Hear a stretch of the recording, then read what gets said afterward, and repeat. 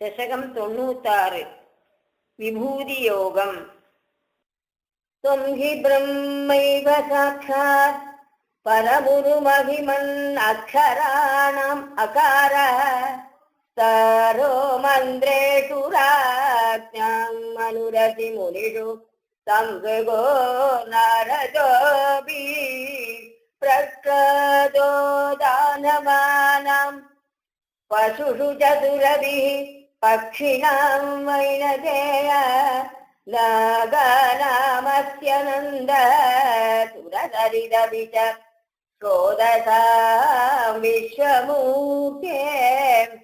ब्रह्मण्यानां बलित्वं क्रतुषु च जपयश्चोति वीरेषु पार्थो भक्तानामुद्धवस्त्वं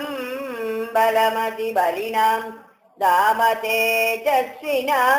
त्वं नास्त्यन्त्यन्तस्तद्विभूते विगतदधिशयं वस्तु सर्वं त्वमेव त्वं जीवत्वं प्रधानं यदिह भवति तन्न किञ्चित् प्रपञ्चे धर्मं वर्णाश्रमाणां सुधिपदविहितं तत्परत्वेन भक्त्या कुर्वन्तोऽन्तर्विरागे निगतदिशनकैः सन्ध्यजन्तो लभन्ते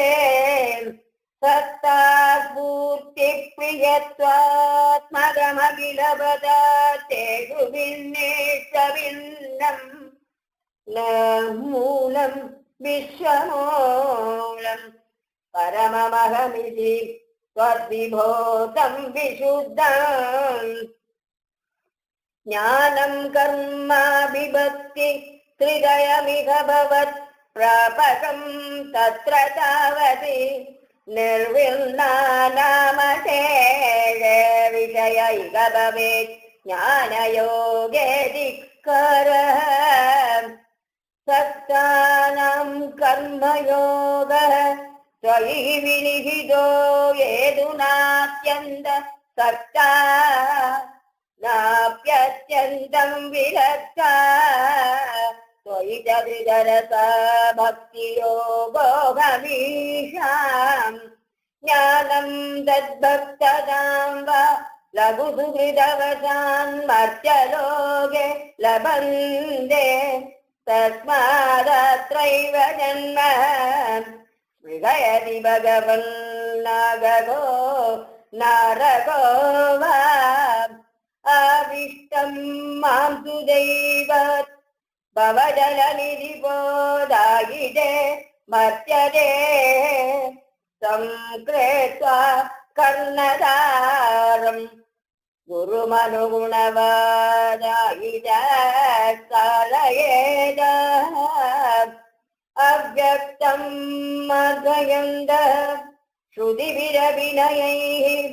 केवलज्ञानलुब्धा क्लिश्यन्ते अतीव दीप्तिं बहुधरजनुषाम् अन्ध एव कुर्वन्ति दूरस्थः कर्मयोगोऽपि च परमबले नन्वयं भक्तियोगः स्वामूलादेव त्वरितमयि भवत् प्रापको वर्धता मे ज्ञानायैवाधिगत्रम् मुनिरववदते ब्रह्मतत्त्वं सुशृण्वन् गाढं तत्पादभक्तिं शरणमयदि यस्तस्य मुक्तिकराग्रे त्वद्ध्याने बीघतुल्य पुनरसुकरदा चित्तचाञ्चल्यहेतो अभ्यासादाशु शक्यं ददभिवदयितुं सकृपादाहुजाभ्याम् निर्विण्णः कर्ममार्गे गलु विषमतमे त्वत्कदादौ च गाढम् जातश्रद्धोऽपि कामानयि भुवनपदे नैव शक्नोमि गातुम् तद्भूयो निश्चयेन त्वयि निगितमना दोषबुद्ध्या भजंस्तान् पुष्णीयां भक्तिमेव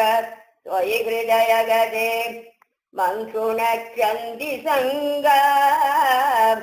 कच्चित् क्लेशाधिगार्थ क्षय विमलमतिं भुन्मुद्यमानो जनो वे प्रागेवं प्रागविप्रो न खलु मम जनः कालकर्मग्रावा चेदो मे दुःखगु तदिह गुणगणं भावयत् सर्वदारि युक्त्वा शान्तो वदत्वां मम च गुरुविभो तादृशीं चित्तशान्तिम् ऐलप्रावूर्वतीं प्रत्यधिविवधमना सेवमानश्चिरं तां गाढं निर्विद्य भूयो युवतिसुखमिदं क्षुद्रमेवेधिकाय तद्भक्तिं प्राप्य पूर्ण सुखकरवदरत् तद्वदूदसङ्गम् भक्तोत्तं संक्रियावं पवनपुरपदे हन्दमे रुन्दिरोगां पवनपुरपदे हन्दमे रुन्दिरोगां पवनपुरपदे हन्दमे रुन्दिरोगां ॐ श्री विश्वमूर्तये नमः सर्वत्र गोविन्द नाम संकीर्तनं गोविन्द गोविन्द।